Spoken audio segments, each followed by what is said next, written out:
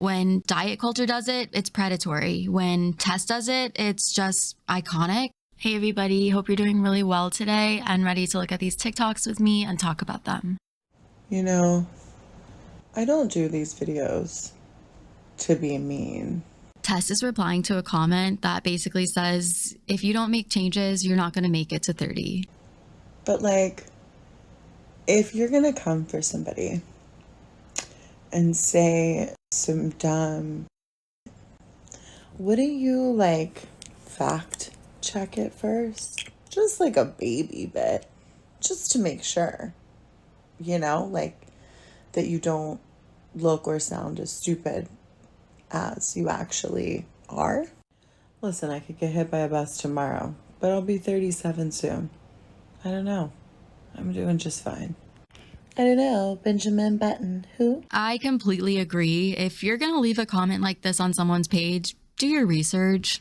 However, the fact that she's 36 and thinks that if she hasn't had health problems now because of her weight, that she never will, is pretty ignorant. 36 is not old, and Tess is a mother, so I think it's pretty safe to assume that she wants to be here as long as she can for her kids. And she's limiting her own time here by projecting this health at every size, body positive sort of attitude about morbid obesity. She's acting kind of cocky here. Meanwhile, on her Instagram, she's communicating that she's dealing with debilitating body image issues right now. And of course, you can deal with those when you're at a healthy size, but it would be really hard to convince me that her own morbid obesity isn't multiplying any body image issues that she's dealing with. And I get why she does it. It's her whole brand and livelihood at this point. But how is she going to justify dragging people down with her this entire time when she finally has to lose weight for her own health? When diet culture does it, it's predatory. When Tess does it, it's just iconic. I had the pleasure of some really hideous content being dropped into my lap yesterday, and now I'm going to make it everybody's problem. Consider this a bonus binging on diet culture. I don't know. This is my most viral video. I'm talking about the obesity paradox. It's got over 2 million views. Maybe you've seen it, maybe you haven't. This is a clip from her most viral video. It's actually stitched with a creator we watch a lot on this channel, and her video says, "When I tell people fat bodies live longer than thin bodies." Is this an opportunity to talk about the obesity paradox? And yes, it is cold enough for me. The obesity paradox is the fun way the science and medical community maintain their bias against fat people. See, because instead of going back and being like, maybe weight isn't as impactful on people's health as we stated, they just call it a paradox. It's too confusing. Full disclosure that when a video of mine hits a certain threshold of viral, I don't really interact with it anymore because the comments become very overwhelming. But occasionally I'll decide to go through the comments again, which is what I did yesterday, and there was a name that popped up several times in that comment section that raised a flag for me to look into it. Do y'all know who Kiana Docherty is? Because if you don't, I'm really sorry that I'm going to bring this into your life now. Okay, so I was always fat. Maybe I wasn't a fat baby, but I was a fat kid, a fat teen, a fat adult. I actually only lost the weight a couple of years ago, if that. So yeah, I've spent literally 99% of my life. That's a clip from one of the only videos I've seen from Kiana. She seems like a smart and kind person though, just from the little I've seen on her channel. So there were multiple people on that obesity paradox video telling me that this person has debunked that paradox. Now me, I'm a scientist. Oh, it's been debunked. Let's look into that. Okay. Oh. Let's talk about this in part 2. First of all, having a bachelor's of science in exercise physiology is not the same thing as being a scientist. And what the self-proclaimed scientist is reacting to here is the fact that Kiana made a video about Tess Holliday and her fat activism. Surprise! Kiana has 0 credentials. And I dug. You know, a bitch digs around for information, okay? Not one to be found. She also has this really weird obsession with fat people, which, I have my tingles. They're going off. There it is. Oh, a formerly fat person who puts the most toxic information out there about fat people. What a shocker. Okay, now guess which scientist in this video used to be 350 pounds? And listen, if the content's not about how toxic body positivity and fat activism is, how dangerous obesity is, it's like weird health conspiracy. It's just... Our scientist was singing a really different tune back in 2014 when she lost 200 pounds for her health and she started studying exercise science in school. She was actually invited on the Today Show to talk about her accomplishment, as well as written about in the Baltimore Sun. She shared that she was eating about 4,500 calories a day, and she lost the 200 pounds just by eating less and exercising more. And the way she's defending the obesity paradox now in 2022 really makes me wonder if she regrets ever losing the weight at all. And don't worry, I'm not going to subject you to a single clip off of this trash YouTube channel because I could barely stomach it. Again, I haven't watched much of Kiana's content myself, but just a quick glance at her YouTube channel is not giving trashy YouTuber vibes. Now, she is kind enough to timestamp her longer videos, so I did go specifically to her piece about the obesity paradox, which is housed within one of her most popular videos. That would be this one. This is one of her most popular videos. It was the one that people were recommending that I watch, and it's the one that gets talked about all over toxic subreddits.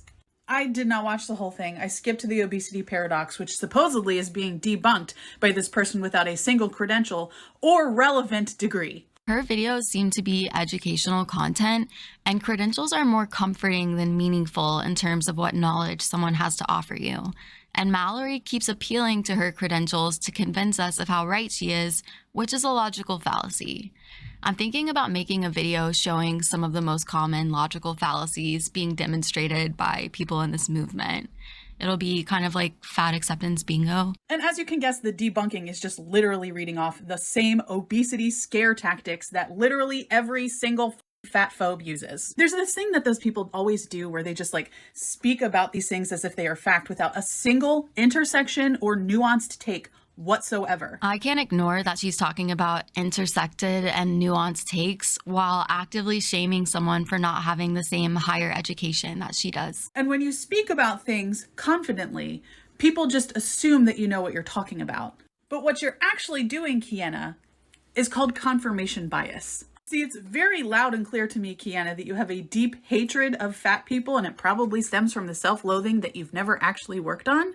So you go and seek out information that confirms that fat is unhealthy. If you put Kiana and Mallory side by side in their weight loss journeys and perspectives, both of them have been overweight and lost weight. One of them has kept it off for a few years and intends to.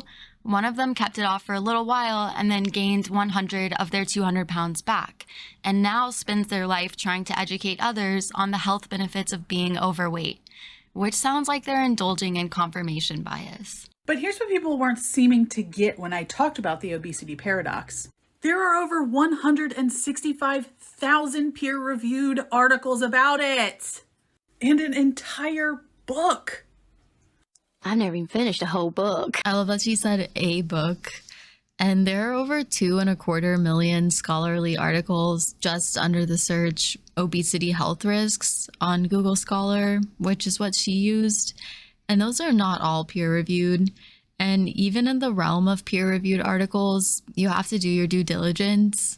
Remember when a certain someone went undercover as a fat activist? He wrote a paper that got published and peer-reviewed, even though the paper was complete satire, mocking the rhetoric used in this activist space. So I'm sorry. No, I'm not going to give credibility to a YouTuber who has zero credentials besides I lost weight. And to be quite honest, it's insulting that you would think that debunks it. In fact, when she debunks this paradox, she cites virtually nothing. She just speaks about things as though they are fact and we should all accept them, never question them, which is actually the opposite of science. As someone that prides themselves on over-sourcing my claims, y'all for comparing her to me. Being too fat. Your doctor's job is to tell you how to not die. Super clear you didn't watch the video, didn't listen to her points, you just want to push your own narrative, man. It's also super clear that you hate yourself. You do not like who you are as a person. And all of this fat people, you're gonna die, all of that is because you didn't like yourself when you were fat. So if they can't like themselves when they're fat, I'm gonna make them feel like about themselves because I didn't like myself when I was fat. That is the ultimate projection, bro. I don't see you caring about fat people, really. You're not attending their funerals. Can't help but notice that, just like in the last video, one of the go-to explanations for why a person trusts their doctors or science is because obviously they hate themselves or hated themselves when they were fat, which is, first of all, a cop-out, and second of all, a pretty bold conclusion to jump to.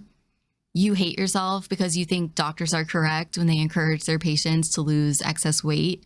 You don't care about fat people's health because you don't attend strangers' funerals, but doctors are the ones connecting invisible dots here between a person's weight and their health issues. Why do you give a shit? You don't know them. You don't care about people's health.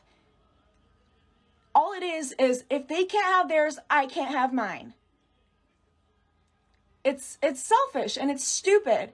And maybe you should go to therapy, talk to someone, actually work through the depression, the anxiety, the insecurity, instead of going to the gym every day and maybe, well, this day I won't be sad. No, you're always going to be sad. And also, just like in our last video, the advice is just to work through your own self-hatred.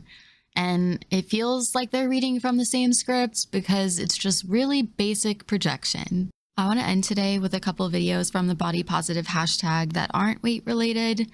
These women are creating content to help other people feel more comfortable in their bodies after being injured and scarred.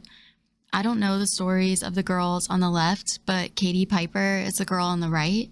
She survived an acid attack from an ex-boyfriend, and I really appreciate that body positivity gives people a space to learn to love themselves and heal with other people. And it's a lot more than the BS that we see on this channel all the time. So I'm going to end there for today. Thank you so much for making it to the end. If you're still here, give the video a like if you enjoyed it and subscribe if you haven't already. I actually just learned about the Cat Paws situation. I hope that's how you say her last name. And I think I may start a video about that next. I know my uploads have been slower on here the past couple weeks. And basically the end of April, early May is just kind of the worst time of the year for me since losing my dad.